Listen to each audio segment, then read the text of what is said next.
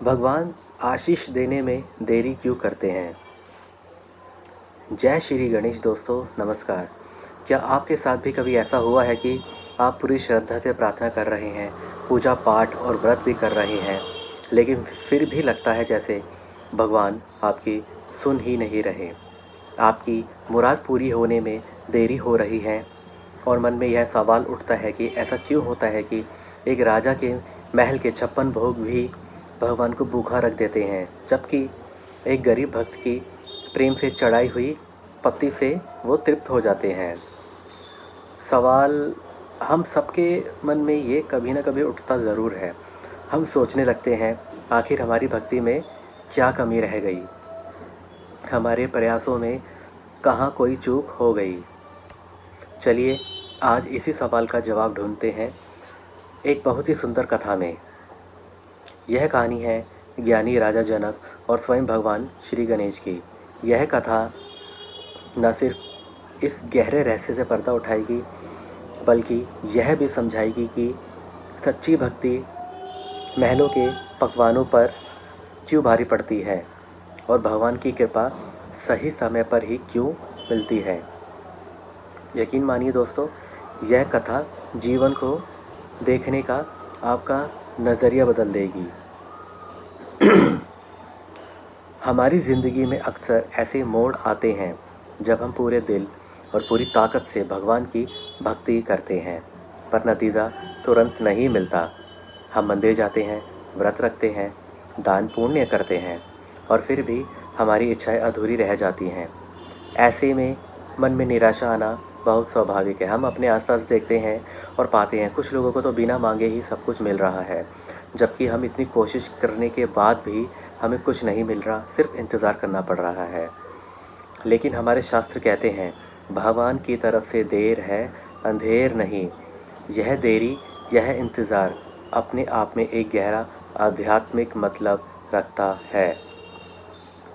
भगवान हमें सिर्फ वो नहीं देते जो हम मांगते हैं, बल्कि वो देते हैं जो हमारे लिए वाकई में सही है। और सबसे बड़ी बात, वो तब देते हैं जब हम उस कृपा को संभालने के काबिल हो जाते हैं। यह इंतज़ार का समय हमारे अहंकार को गलाने का, हमारी श्रद्धा को और पक्का करने का और मन को साफ करने का एक मौका देता है। भगवान बस यह देखते हैं कि हमारा विश्वास केवल सुख में ही उनके साथ है या हम दुख और इंतज़ार की घड़ी में भी उन पर अटूट भरोसा रखते हैं। सच्ची भक्ति कोई सौदा नहीं है, हमने कुछ चढ़ाया और बदले में तुरंत कुछ मिल गया। सच्ची भक्ति तो एक समर्पण है, जहाँ भक्त कहता है, हे प्रभु, जो तेरी इच्छा वो मेरी इच्छा। यही रहस्य हमें आज की कहानी में देखने को मिलेगा, जहाँ राजा जनक को अपनी ज़िंदगी का सबसे बड़ा सबक मिला, जब उनकी पूरी शान व शौकत और सारा आयोजन एक छोटे से बालक को संतुष्ट करने में नाकाम हो गया।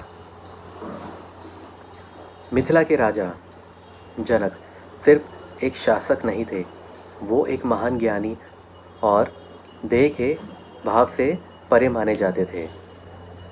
उनका यश तीनों लोकों में फैला हुआ था। एक दिन राजा जनक के मन में एक विचार आया, क्यों ना एक ऐसा महाभोज रखा जाए जैसा आज तक किसी ने ना देखा हो। उन्होंने तय किया कि वे सभी ज्ञानी ब्राह्मणों, ऋषि मुनियों और ज़रूरतमंदों को बुलाएंगे और उन्हें ऐसा भोजन कराएंगे कि कोई भी भूखा ना लौट पाए।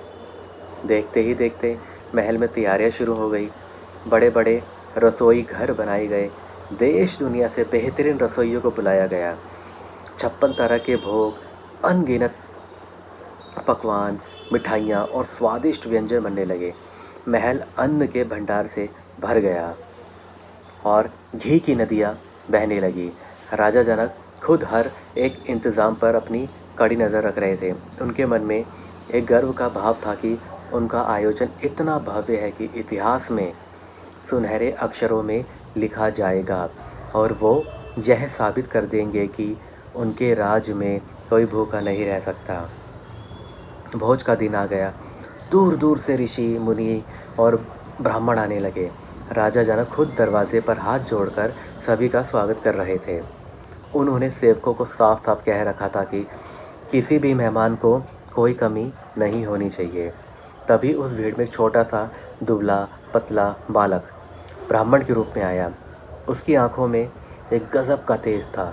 वह कोई और नहीं, स्वयं भगवान गणेश थे, जो राजा जनक का घमंड परखने आए थे। राजा ने अपनी आदत के अनुसार उस बालक का भी आदर से स्वागत किया और भोजन के लिए बैठने को कहा। बालक ने मुस्कुराते हुए कहा, राजन, सुना है आपके भोज की बड़ी चर्चा है। मुझे तो बड़ी ज़ोरों की भूख लगी है। राजा जनक ने सेवकों को उस बालक पर खास ध्यान देने को कहा। सोने की थाली में ढेरों पकवान परोसे गए, पर यह क्या हुआ?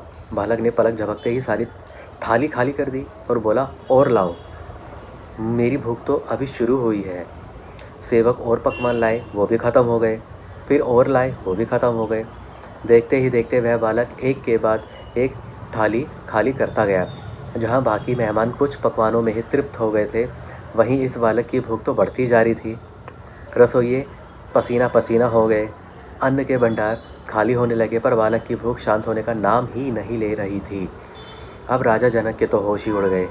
उनका चेहरा चिंता से पीला पड़ गया। उनका सारा गर्व, सारा अभिमान टूट कर बिखर रहा था। जिस भोज पर उन्हें इतना घमंड था, वो एक अकेले छोटे से बालक को तृप्त नहीं कर पा रहा था। उनकी प्रसिद्धि पर, उनकी क्षमता पर एक सवाल खड़ा हो गया था। वे हाथ जोड़कर उस बालक के सामने खड़े हो गए और बोले, हे देव, आप कोई साधारण बालक नहीं लगते। मुझसे क्या गलती हो गई? मेरे अन्न के भंडार ख़त्म हो रहे हैं, पर आपकी भूख तो शांत होने का नाम ही नहीं ले रही है। कृपया करके अपना असली परिचय दीजिए, ये मेरी आपसे हाथ जोड़कर विनती है।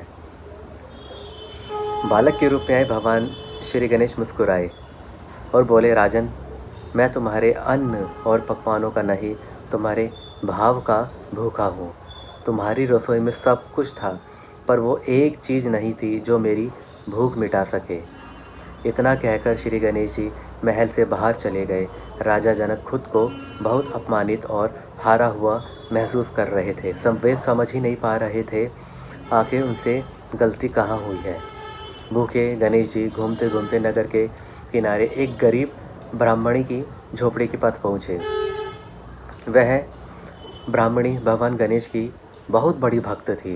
उसने जैसे ही उस भूखे बालक को देखा जो गणेश जी बन के आए थे, भूखा ब्राह्मण बालक, उस ब्राह्मणी ने उनको देखा, उनका दिल दया से भर गया। उसने बालक को अपनी झोपड़ी में बुलाया। पर उसके पास खिलाने के लिए कुछ नहीं था। श्री गणेश को उसकी आंखों में आंसू आ गए और वह बोली, बेटा, मैं तो बहुत गरीब हूँ। मेरे घर में तुम्हें खिलाने के लिए अन्न का एक दाना तक नहीं है। तभी उसकी नज़र आंगन में होगी दूर्वा घास पर पड़ी। उसे याद आया कि दूर्वा तो भगवान गणेश को बहुत प्यारी है। उसने तुरंत श्रद्धा और प्रेम के साथ दूर्वा की 21 गांठें तोड़ी, उसे साफ़ किया, पानी से धोया और उस बालक के हाथ पर रखते हुए बोली, बेटा, मेरे पास इन पवित्र पत्तियों के अलावा और कुछ नहीं है। कृपया करके मेरी यह छोटी सी भेंट स्वीकार करो। जैसे ही भगवान श्री गणेश ने उस प्रेम और सच्ची भक्ति से दी गई दूर्वा को अपने मुंह में रखा, उनकी भूख पल भर में शांत हो गई। उन्होंने एक संतुष्टि की डकार ली। उनका पेट भर चुका था। उन्होंने उस ब्राह्मणी के सामने अपना चतुर्भुज गणेश का रूप प्रकट किया और कहा, माते, मैं राजा के 56 भोग का नहीं, तुम्हारे सच्चे भाव का भूखा था। और जनक के महल में अहंकार और दिखावा था, पर तुम्हारी इस दूर्वा में निस्वार्थ प्रेम और सच्ची भक्ति है। आज से जो भी भक्त मुझे प्रेम से एक दूर्वा भी चढ़ाएगा, मैं उस पर अपनी सारी कृपा बरसा दूंगा। भगवान गणेश ने उस गरीब ब्राह्मणी की झोपड़ी को सोने का बना दिया और उसे हर सुख सुविधा से भर दिया। दूसरी तरफ राजा जनक को अपनी गलती का एहसास हो गया। वे समझ गए कि भगवान को कीमती चीज़ों से नहीं, बल्कि सच्चे और साफ मन से की गई भक्ति से ही खुश किया जा सकता है। तो चलिए अब हम अपने उसी पहले सवाल पर लौटते हैं।